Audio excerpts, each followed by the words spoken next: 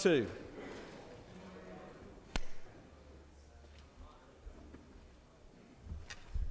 Thank you, Mr. President, members of the Senate. I have the perfect amendment.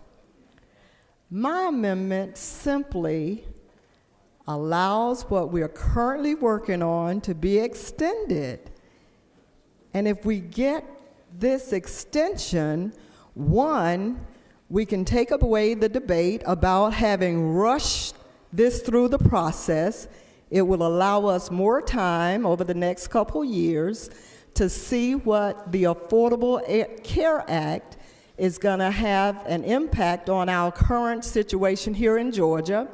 Oh, and by the way, I was fortunate to have been chosen as one of the African Americans to go to the White House for the summit on the Affordable Care Act. And I was pleased to know that our president said even though the Affordable Care Act is deemed the Obamacare, he wanted us to let it be known that he does care. So we can keep calling it Obamacare because our president does care. That's why he brought forth the bill. So I am asking that we take what we are currently working under, the Provider Payment Agreement Act, and extend it to 2015.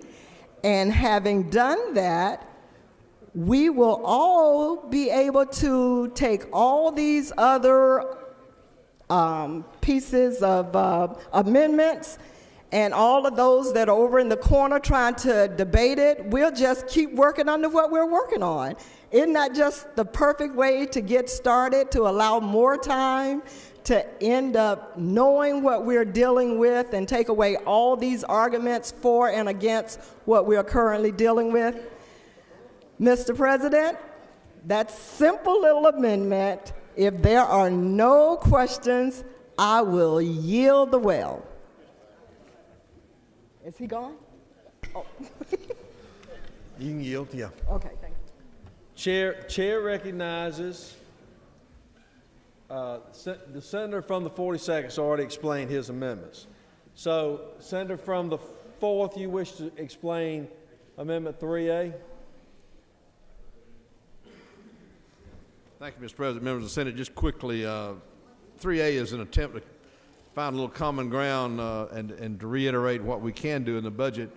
Basically, if this body decides, and there are those who are opposed to putting a specific amount down in legislation, I just want you to know that this amendment would basically compel us to put language in the budget that would say the department cannot exceed the amount, the percentage amount that is provided for in the budget. So it's one more step than just having language in the budget, which frankly is not constitutionally binding on the department, but we believe that having it in this legislation makes it binding. So it also, I think, puts us into the process a little bit more as well. So if you're, however you feel about putting the percentage itself into the bill, this is, I think, a good common ground that continues to allow for the legislature's role in ensuring that the department just does what we tell it to do and not anything more than that or anything less than that without coming back to us on it. So it was my attempt to try to find some common ground, and I hope you'll consider it. You got a couple questions, Mr. Chairman, if you don't mind. Sure. Senator from the 40th is recognized first. The light was on first. Mr. Chairman, yes, sir. I appreciate what you did, but let me make sure I understand. Amendment 3, which is lists the plants, caps this at 1.45. Amendment 3A says that in the appropriations process, whatever the percent goes into the budget, caps it, not statutorily, but caps it to the department. Is that right? That's what the language would say. So that's what it would do. But with amendment number 3, you couldn't ever exceed the 1.45. But with amendment 3A, we could go up from there in the appropriations process. So one caps it completely. Is that, I just want to make sure I understand. I understand. thought I'd try to address that earlier. There are folks who are uncomfortable with putting the exact percentage in there.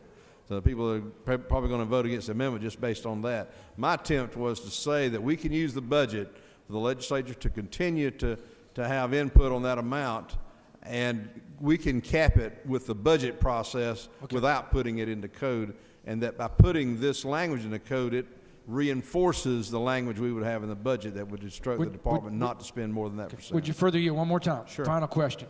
But theoretically, this 1.45 in 3A could be raised. If it passes. Yeah, okay, that's fine. I think my amendment might ensure that it passes. Okay, But okay. that Thank you was, very much. my I appreciate your indulgence. Yeah, Thank you. Thank you. Chair recognizes Senator from the 1st. Thank you, Mr. President. Senator, I just want to make certain that I understand this now. What you're saying is that if we do pass this as you have it written, as you have proposed it, that the department will have to follow what is in the budget. They will have two things staring them in the face. They'll have the language in the budget which instructs them not to collect more than that percentage. And then that instruction will be in code as well, which we believe makes it even stronger than just putting language in the budget, which the governor technically could instruct the board to disregard. It is not constitutionally binding. But we think by putting that instruction in code, we've reinforced that and gives it another ounce of power to enforce that decision. But technically, we actually use this language in a number of places in the budget. For retirement percentages, by example, we put the amount that the state is going to pay into, for example, the ERS, the amount we're going to pay into that retirement system on behalf of the employees, the amount that we're going to pay, that's where we put it, is in that language. So it is routinely followed by the departments. I'm just saying that the governor could specifically say don't follow it, but I don't believe he will if it's sitting here in code telling them they've got to follow it. So. May I? You say you don't believe he will. We don't know who he is or she is going to be. We don't know who the governor is going to be. So wouldn't it be prudent for us to have a model that would apply to anyone? Well, as I said, if the amendment passes, you've got a percent in. That's true. If the amendment doesn't pass, you don't have anything. And my attempt was to find some common ground I thought might just pass that gives us that extra measure of influence. And I understand that, Senator, and I'm most appreciative, and most appreciative for you doing that, because this is something that's bothering me a whole lot, Sure. And I think a lot of people. But I just want to make sure and I understand. And one other thing now, if indeed in the appropriation process that revenue figure is increased, then the only way as a senator I would have to oppose it would be to vote against the budget? Well, I would think this. I mean, we're presuming several things there. I would go back to the beginning and remind everybody that the amount we're all talking about, this percentage we're all talking about, we didn't come up with it. The hospitals came up with it. I mean, it's not going to change because we're doing it at their request. So it's not like we're going to sit down every year and figure out how much money we got to have. It didn't happen that way this time nor last time. This time and last time, the hospitals themselves, in recognition of the problems that we had, came up with a plan, and then we basically took it under consideration. But it's not a percentage that we came up with. We're acting as if we're going to every year try to figure out what to change that to. I can tell you right now, that's not going to happen. The people out there in the state who run the hospitals, who talk to each one of us, is not going to let that happen. So there's an awful lot of presuming that's going on that's just not practical, frankly, just to be honest with you. This is a pretty good change to it. Thank you, Mr. President. Senators yielded the well. The only remaining speaker on the amendment, Senator from the 31st. Senator from the 31st, recognized to speak to his amendment. Oh, you do? Is it your amendment or Carter's?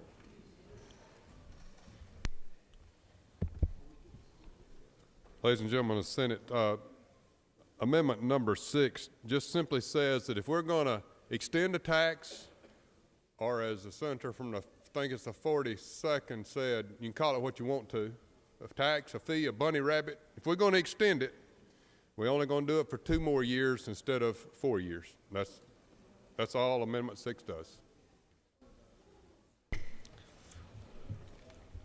Thank you, Senator. Senator from the 1st, there no questions, Senator. Senator from the 1st, well, hold on. Senator from the 33rd, did you already speak to your amendment?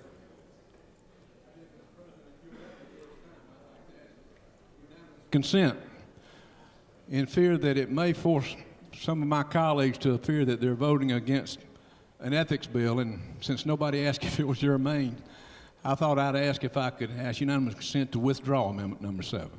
Is there objection? You are objecting to withdrawal?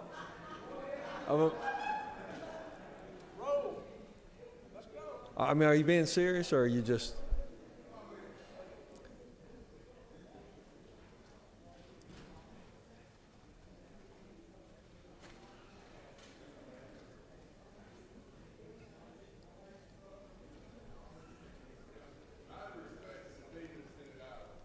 Withdraw.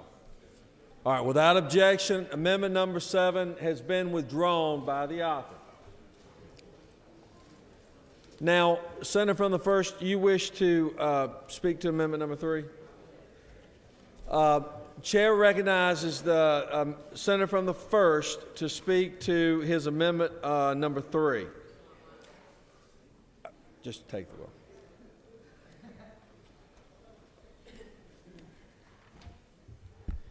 Thank you, Mr. President. Senators, I've come before you to speak on behalf of Amendment number 3. Amendment number 3 simply says that the current rate at 1.45% will be the rate that will be put in the statute, that you cannot go up on that rate, that DCH can go down, but they can't go up on that rate. And let me explain to you why I think this is important, okay? I know that some of you are aware of the fact, and I suspect very few of you really care, that I'm really struggling with this. I'm not struggling with the hospital provider fee, but I am struggling with us advocating responsibility and giving it to someone else. Okay, I can be comfortable with that to the extent that I don't give someone else, another department, the right to raise taxes. I will give them, and I'll concede that this train has left the station and that this bill is going to pass. But I can't concede the fact that I'm giving a department the right to raise taxes. Amendment number 3 would prohibit that from happening. They would not have the right to raise this fee. They would not have the right to raise this tax, whatever you want to call it. That's why I am in support of Amendment number 3. It would give us the authority to tell them, okay, if you want to extend it. We've got safeguards in here to where it comes back to us and we can okay it or not okay it. But don't send it back to us telling us that you're going to raise it. I would ask you to consider Amendment number 3. It makes it much more palatable. At least now you can go home and tell them, yeah, I did give an agency the ability to extend a fee, but I wasn't about to go home and give an agency the right to raise it.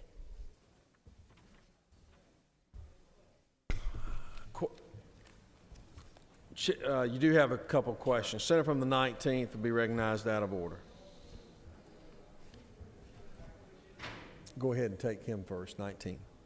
Senator, if we vote on 3A, isn't it true that 3 doesn't exist anymore for all manner of speaking? I understand that. Can you tell me, I'm trying to reach the same conclusion you are, that we're trying to limit what powers we're giving away to the agency with 3A and 3. I am comfortable with 3, but tell me what you think 3A does. I just think 3A sets us up for failure. And let me tell you why. Listen, I've been on appropriations for many years while I was in the House and while I've been in the Senate. And I've seen numerous cases, and you have too, and you know you have, where agencies ignore what we put in the budget. And don't tell me that doesn't happen. It does happen. And if you can show the camera, you'll see a lot of heads shaking yes right now. And that's what my fear is. Now, I see and I understand that they've tried to assure me that by putting it in here, it means that they absolutely will have to follow it. And if that's the case, and I want to believe that that's the case, then I'm okay with 3A. But I've had too many experiences where departments have just ignored what we've said in the budget. That is my concern. Not only that, but also if through the budget process it does go up, then I'm going to face two dilemmas. One, that I'm going to vote for the budget and therefore vote for a tax increase, or two, have to vote against a budget that I probably won't want to vote against.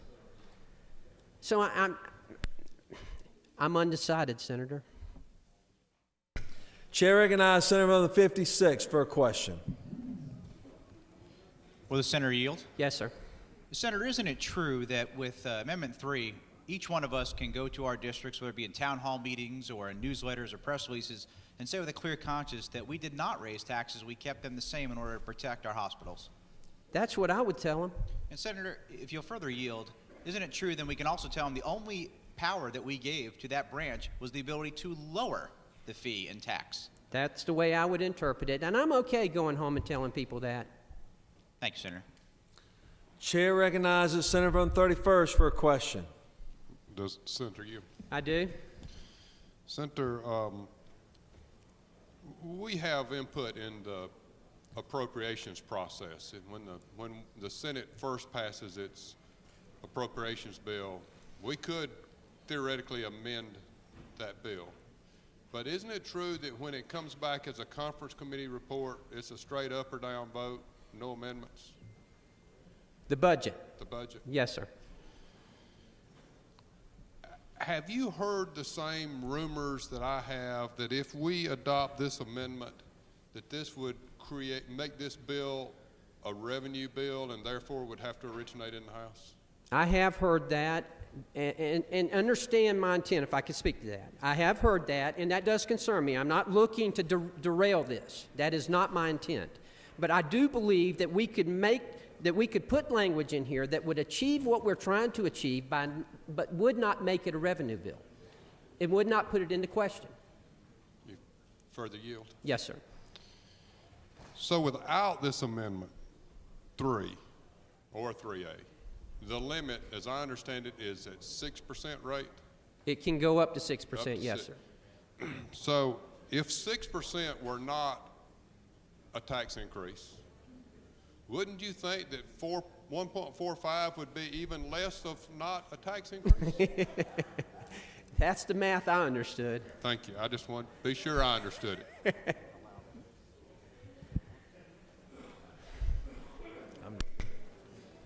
No further questions. Thank you, Mr. Senator, President. All right. Chair recognizes Senator from the 54th to close the debate. Senator from the 54th, close the debate.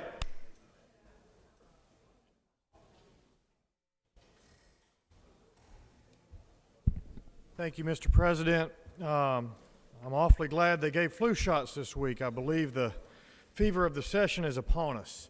I will try to be brief and direct in addressing these amendments that were not presented to the author prior to being filed. Number 1 is opposed. We have spent $2 million to study this and will continue to do so. This is the amendment which would have a mandated move. What if a better option presents itself between now and 2014? That is opposed by the author and the administration. Number 2, well, we're going in a different direction, and I would ask that you vote down Amendment 2. It's not particularly germane to what we are trying to accomplish in the underlying bill. Number 3, for those of us that do care about the Constitution, and I respect my friend from the first and tell him that I care about the struggle that he is going through very much. But those who also care about the Constitution, there is a very real likelihood that Amendment 3 would cause this to be a revenue bill, or at least an argument could be made to that effect, whereas the bill as it stands is not. So a vote for Amendment 3 and then for the underlying legislation would be a vote for a bill that is on shaky constitutional grounds at best. 3A, I have never found myself in a position, and I do not now, to oppose anything suggested by the chairman, the senator from the 4th. This is not an amendment that we are seeking, but the administration and myself do not oppose it. Amendment 4, ask for your no vote. This is not how the formula works. The model was created so that the funds flowing out of the hospital industry would be on par and in parity with the funds returning under the increased and supplemental payment model. If that supplemental payment model is broken, the whole model is broken, and we'd ask for your no vote. Number 5, we would forcefully ask for your no vote. This is Medicaid expansion. This is not the direction the state of Georgia should go or will be going. And number 6, we would ask for your no vote. This is inconsistent with the intent of the legislation, and I would point out that the President Pro Tem amended, the committee amended, but President Pro Tem's amendment in committee, the time horizon for this bill already.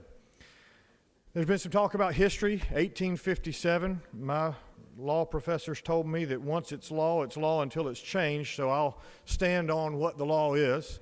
But I also want to talk about that 2003 history, when on House Bill 526, this body passed functionally the same model into DCH by votes of 158-1 in the House and 49-0 in the Senate.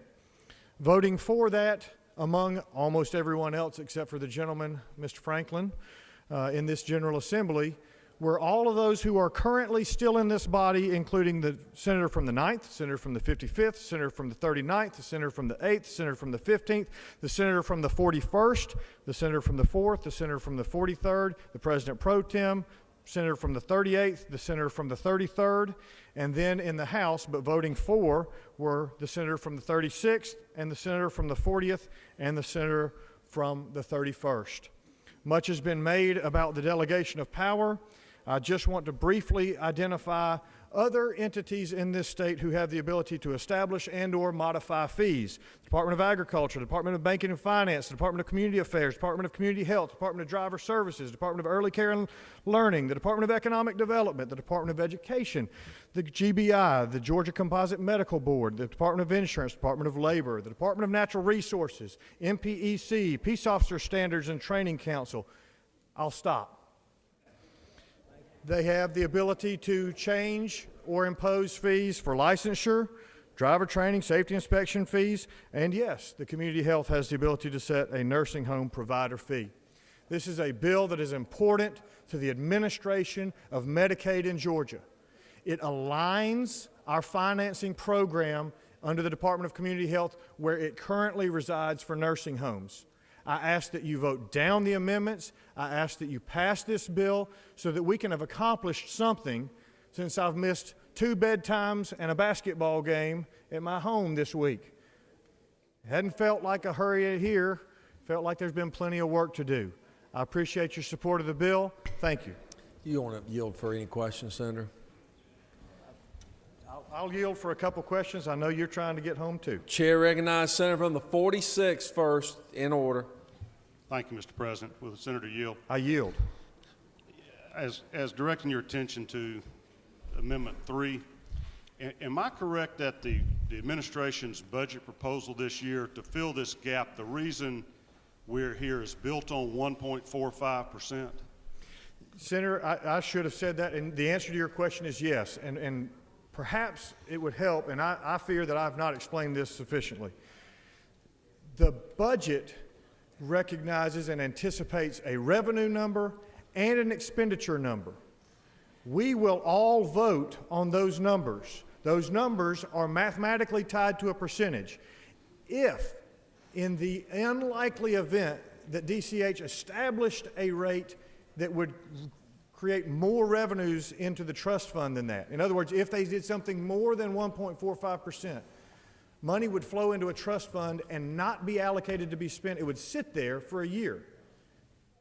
I understand the caution of this body, but it sort of defies logic that anyone would put the money there. No. May I? Yes, sir. So, I'm sorry. Yes, sir. at 1.45%, does it generate the 600 or 700 million that we need to balance our budget as projected for this year? To balance the budget within this program, it does, Senator. Thanks, Senator. Very good question. Chair recognizes Senator from the 33rd. Very good. Senator from the 19th. Senator, with Senator Yield. I yield. I understand what 3 does very well. It's pretty straightforward. You can't raise a new tax or higher tax than what we currently are passing. I still have some concern about 3A. And my question is, it's my understanding that the department can raise the rate to 2 or 4 or whatever they decide they want to raise it to. I understand they got to work with hospitals to make this happen. But that money, if they do and they can, that money goes into the indigent trust fund. Yes, sir. So it sits there until we appropriate it. Have you known, or has anybody known of any money that was sitting around in the last 10 years that hadn't been appropriated? Senator, I would direct your attention to the provisions that require that it be in a segregated account in the trust fund. And the segregated account, again, the constitutionally protected trust fund, it cannot be spent into the general fund. No lapsed dollars returned. And so it sends the dollars into this program. So even if there's money there, it's going to go back into the Medicaid reimbursement formula. That's where it's going to end up. Only if it raises, if the department raises the rate. And we allocate it. Yeah, I understand that, but if it's there, and the hospital lobby's pretty strong out there, that if money's in the indigent trust fund, we're not going to carry that money over. We're going to spend it. I would offer, Senator, that if we spin it, other than as the provisions of the formula, the model provide, that the hospitals get the 11.88% supplement in the model. Right. And so if we spin it back in, it goes back in, never, in any event, nevertheless, it would come back in at that same rate that would balance as an industry, not as individuals. You would probably be hearing from the winners and losers in the event that more dollars were appropriated into the fund. Senator, if the money was in the indigent trust fund and not spent, they would all be losers. Isn't that correct? They would. So is it your opinion that they would be happy, all the hospitals in Georgia would be happy about losing and would be encouraging us to raise that, expend that money? Senator, I got one more question. I know everybody's ready to go. Isn't it true that 3 is the cleanest way for the legislature to be sure that only this rate is going to be charged for a given period of time? I'll let the senator make his own mind and other senators about what is the cleanest way. We do maintain the budgetary control on the front end and the back end, and that seems very clean to me. Do you wish to accept any more questions, or you yield the well? Chair next. I'll yield to the chair. I yield. Chair recognizes Senator from the 45th. Senator Yield. I yield. Senator, when you were going through the amendments, I just want to make sure and clarify, it was my understanding that you agreed to Amendment 3A, but... We do not oppose 3A. 3A, right. You agreed to 3A. But I think I may have heard wrong, but I just want to clarify on Amendment number 4, you're opposed to that. That's correct, Senator. Number 4 yes, it's opposed as it undermines the model as it works. So 3A is a yes and 4 is a no.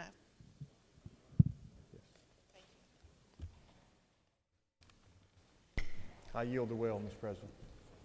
Senator has yielded the well.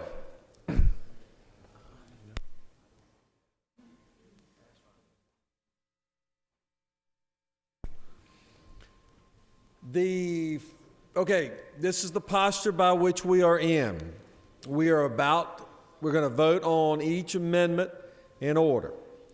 The first question is on amendment number 1, which is authored by the senator from the 56th.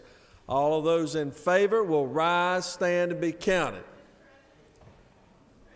Rise, stand, and be counted. Chair recognizes senator from the 45th. Thank you, Mr. President. Pursuant What purpose do you rise? to have something entered into the record. State your inquiry. Sorry. All those in favor of amendment number 1? Pursuant to Senate Rule 5-1-8D as in dog, I abstain from amendment number 1. Okay, that's fine. She can do that. Absolutely. All right. All those in favor, rise, stand, and be counted. Those that were in favor. Okay. Reverse.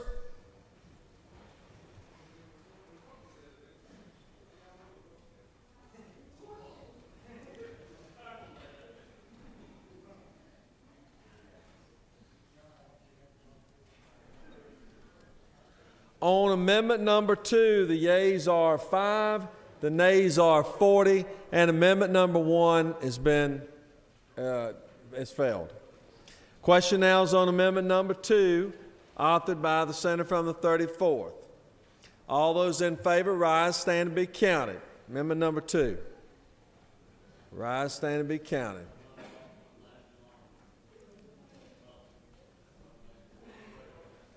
Reverse. Reverse.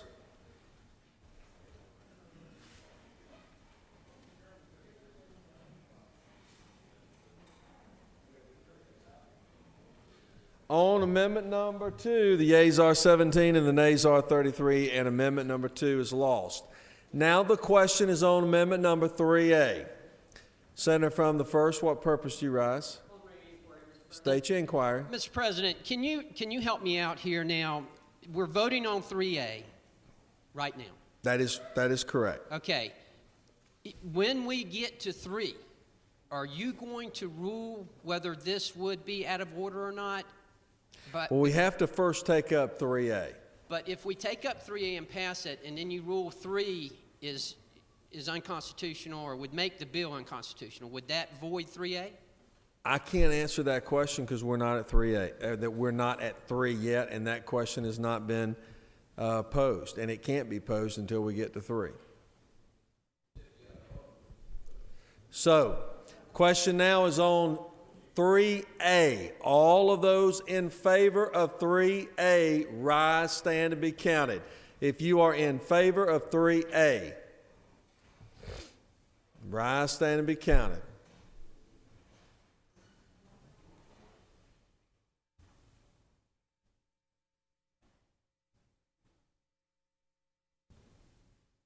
Reverse.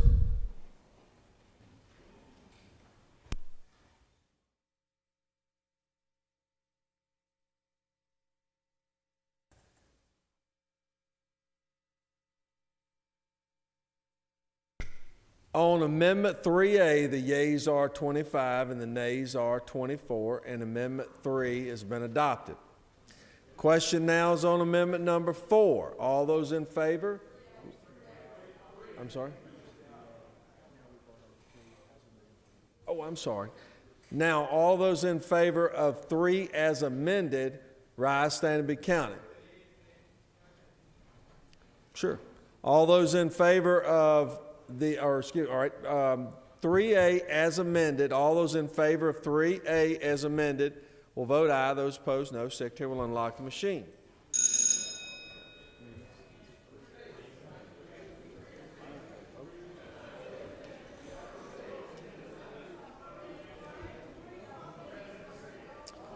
Chair recognizes Senator from the 45th. Please give. I think there. Let's quieten the Senate down. Mr. President, I think there's some confusion. We're voting on 3 or 3A. We're voting for. Listen to me. We are voting for 3 as amended. So basically, yes, this is a good vote. If you need any help. Chair recognizes Senator from the 1st. I want to make certain I understand. What we're voting on right now, as we speak, in 10 seconds from now, is 3A. Is 3 as amended by 3A. Yes. Yes.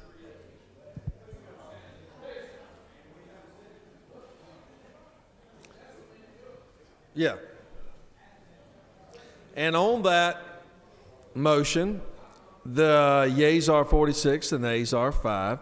And the Senate is the adoption of Amendment 3 by the senator from the 42nd. Now the question is on Amendment number 4. All of those in favor of Amendment number 4, rise, stand, and be counted. I don't think so.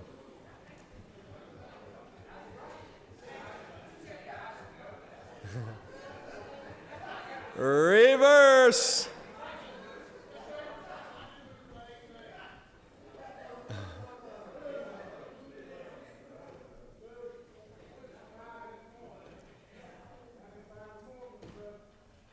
Well, we were in the middle of voting. I mean, is it that important? Yeah, well, I mean, you're welcome to move the yeas are 9 and the nays are 34. If you wish to have it on the board, is that what the minority party would like right now? Let's do that. All those in favor, vote aye. Those opposed, no. Secretary will unlock the machine.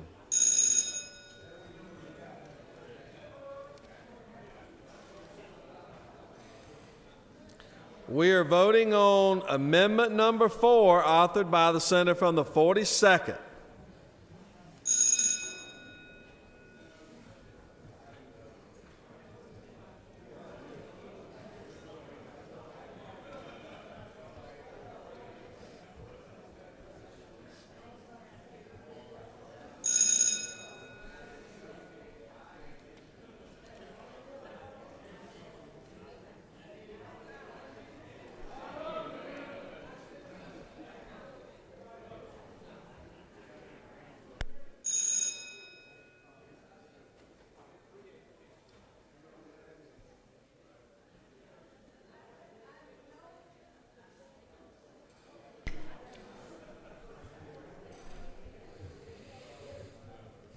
On Amendment number 4, authored by the senator from the 42nd, the yeas are 17 and the nays are 36, and the amendment has lost.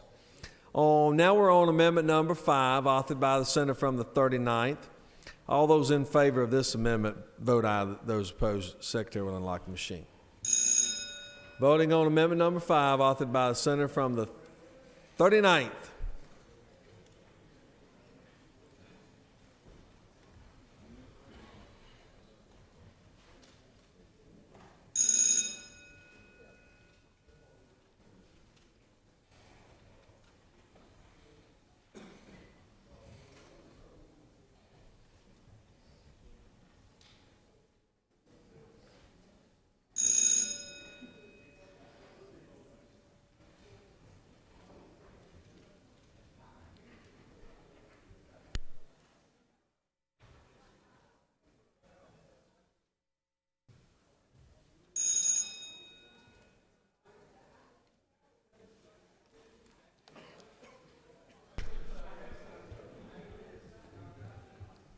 On Amendment number 5, authored by the senator from the 39th, the yeas are 18 and the nays are 36, and the amendment has failed.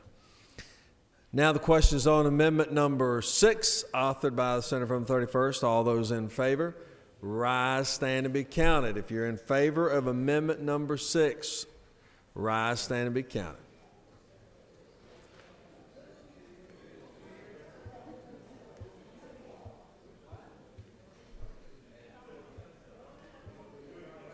Chair recognizes Senator on the 19th. What purpose you rise? The amendment that goes to 2 years from 4 years, is that? I think that's correct. Reverse.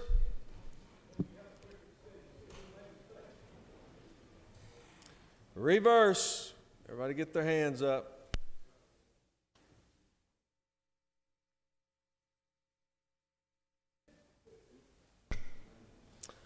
On amendment number 6, authored by the senator from the 31st, the yeas are 21, the nays are 22, and the amendment has failed.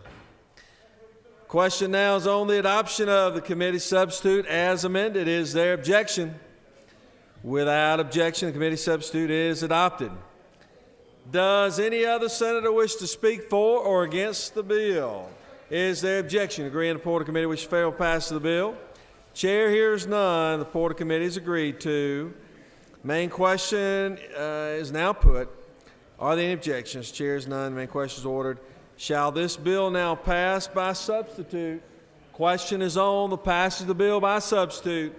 All of those in favor will vote aye. Those opposed, no. And the secretary will unlock the machine.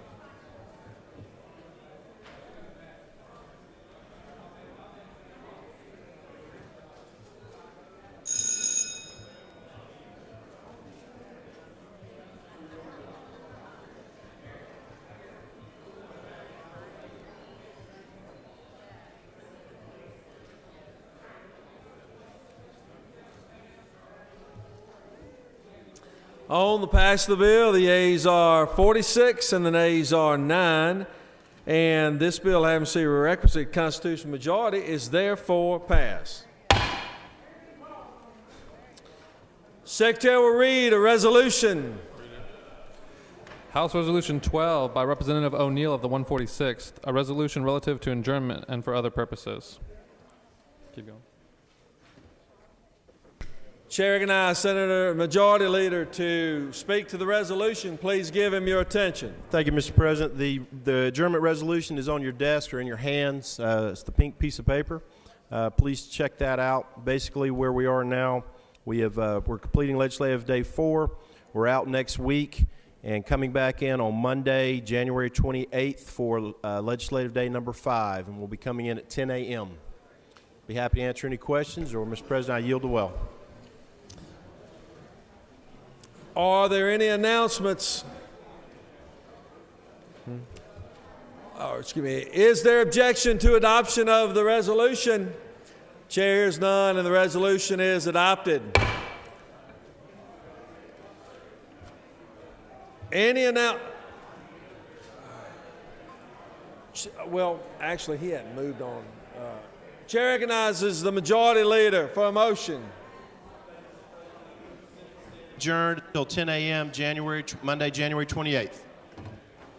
The Majority Leader has moved. We have announcements. Chair recognizes Senator from the 4th. Thank you, Mr. President. Ladies and gentlemen, the Senate, on your desk is a schedule of the appropriations hearings next week. You're invited to come and take part in those and take it, whether you're a member or not. You're welcome in the room to listen. Those who are members, we look forward to you being here next week. And subcommittee chairs, don't forget, we'll be having a kind of a run through on Tuesday at lunchtime. So any questions, please see us and we'll be glad to help you. Thank you very much, Mr. Thanks, President. Senator. Let me get your attention, Senate, for just a moment. I know the senator from the 35th would like to make an announcement. 35th, Senator, you're recognized. Please get, she wants to make an announcement. Please give her your attention. Thank you, Mr. President. Next week, on January 21st, our nation will once again give pause to celebrate my personal hero and inspiration, the Reverend Dr. Martin Luther King Jr. And we will all have a national holiday. We will all be out on that particular day. And there is no man who had a greater role in shaping the future of America in the 20th century than Dr. King, in my opinion. And this is the home of Reverend Dr. Martin Luther King Jr. And on Monday morning at 8 a.m., I hope that you will all either attend personally the Ebenezer Baptist Church at 8 a.m. for the 84th birthday celebration of Reverend Dr. Martin Luther King Jr., or you can watch it on TV. It will be televised. So this is a man who talked about public servants, and many of us who are minorities are standing on his shoulders today, and that's why we're sitting in this very room and being able to work with one another. So please consider going to one of the holidays. If not, do something kind to one another, because this was not something just for African Americans, but for everyone, black, white, brown, red, yellow, it doesn't matter. We're all in this together, we breathe the same air, and we should celebrate this holiday. Thank you. I yield the well. The majority leader has moved that we stand adjourned. All of those in favor will say aye. All those opposed, no? That's the weakest no I've heard in a while. The ayes clearly have it. We stand adjourned.